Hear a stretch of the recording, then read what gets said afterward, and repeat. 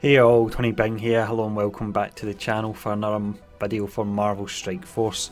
Now, we have another new character out in the game today, which means we have a series of videos that I will be looking to put out over the next few days. The character, of course, is Killmonger. So in this video we will do the initial orb opening. I have 8 of the orbs to open, which is just enough to, at a minimum, unlock him. Once we've done that, we'll have a very quick look at his kit. Generally, once I've done that, that would be this particular video over, but what I'm actually going to do is show off some of these animations as well at the end. So I'll jump into a story mission, so it's just Killmonger I can actually use, just so you can see him in action as well. I figured that would round out the video very nice, but we'll start off anyway with the orb opening. So here we go then, it's just the 8 in total as mentioned we have to open. So let's go in and see how we get on. You can get up to 180 shards here. I've never seen that. I doubt if ever will. I've got 12 there. That's decent.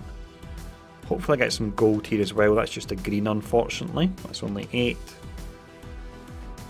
Another green there, which is another 8. Another green once again, which is another 8. Another green, which is a 6. I hate these orbs so much. 10. We must be getting close to all of them. This is awful, as always. There we go. Is that us? Yeah, that was horrible. Let's see. So 66 in total. The best was 12, which is still really poor when you think the pool goes up to a total of 180, and I only got 36,000 gold as well. So that was a pretty bad start. Let's have a look at his kit now anyway.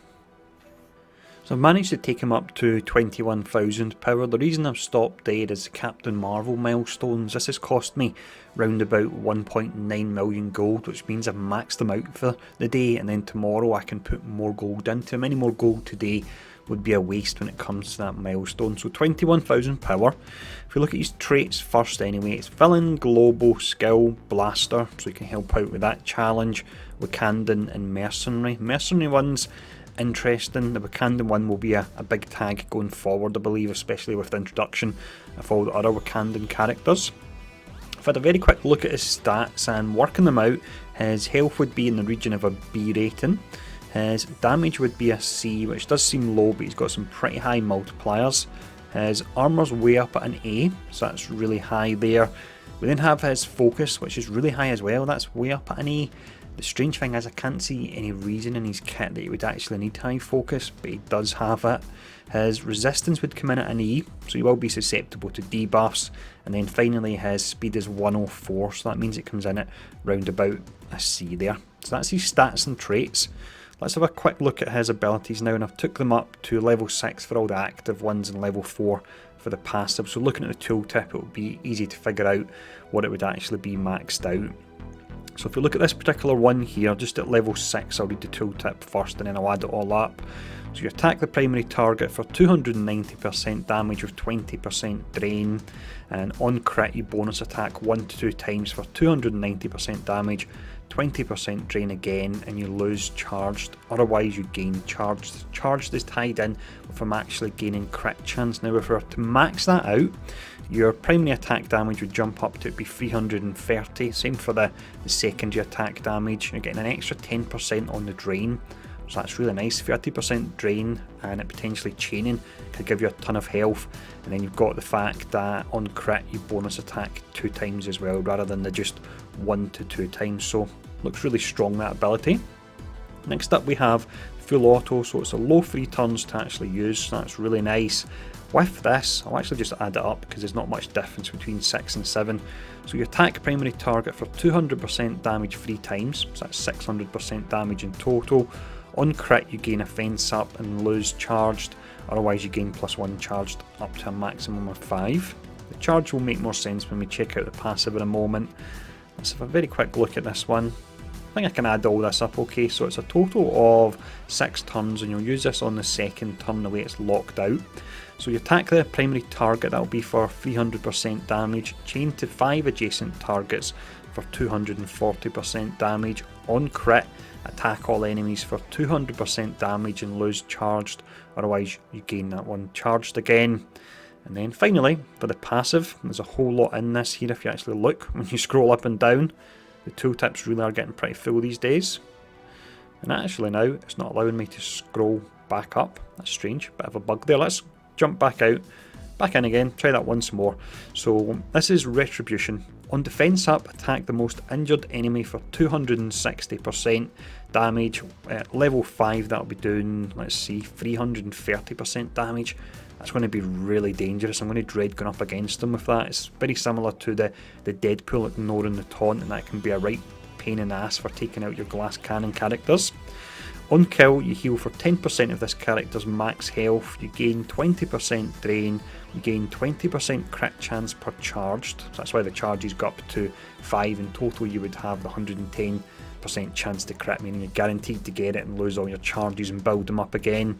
And then finally we've got some raid things in here as well. So in raids, 20% chance to counter attack. In raids, gain 20% chance to counter attack for each Wakandan ally. So if you have 4 other allies, it's a 100% chance when you gain defense up to gain counter attack as well there. So really nice. His kit looks really pretty strong. Now with all that covered, let's have a quick look at his model. It's different, I'll say that much. I like the mask, the rest of it, the colour scheme, I'm not too sure about. But let's actually check him out gameplay wise now and see how his animations look. So here we go, let's check out the animations here, and this will be the first time that I will be seeing them as well. I've just chosen a random stage because I'm not trying to show off his power levels or anything like that. I just want to show off how he actually looks when he's attacking. There we go, let's see. So we'll go for Rocket. This is the special, so you're attacking the primary target up to 3 times, and then if you crit you'll gain the offense up as well. So let's check this one out. No, that's pretty basic. It's essentially just Punisher's animation. That's disappointing looking, although I think he's holding the same gun as Punisher as well, so I shouldn't really be surprised that it's not any different there. He does have a sword, so hopefully that factors in a bit more to his animations and it mixes them up. Let's see what's next. So we've got the ultimate, attacking the primary target, chaining to 5 adjacent targets. This one could wipe out most of this squad here, so let's go. Where we go? We'll go for Star-Lord and start it off. Let's see how this one looks. That's much nicer. Was he actually blinded there? I didn't even notice that. He still managed to see the animation though, so that's something. And he's gains the charge because he didn't crit.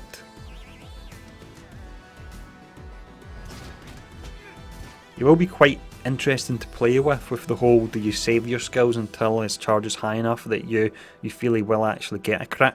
Now let's try the basic here. We'll go for the boomer.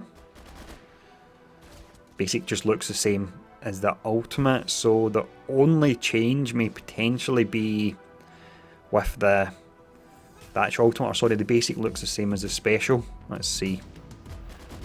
That's disappointing. Animations, I'd say he's one of the most disappointing characters I've seen in quite some time in regards to his animations here. Now personally, with him being released out of the blue, I always believed that this was tied in with the fact that Widowmaker chose Captain Marvel. I'm pretty certain she would have come out in the store for players to buy and she would have been the hero for people to get, but with Widowmaker picking her, that's changed Fox Nick's plans. So Killmonger's been in the files for a very long time, and looking at his model and so on, I do feel that he's an old character that's been pulled out of the vault in a way just to actually fill the gap in content here due to Dark Dimension being completed so quickly.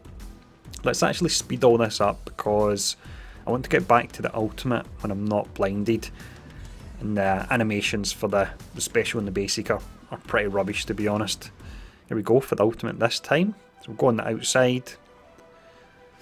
We've seen it before, but this time we'll at least be knocking the characters out.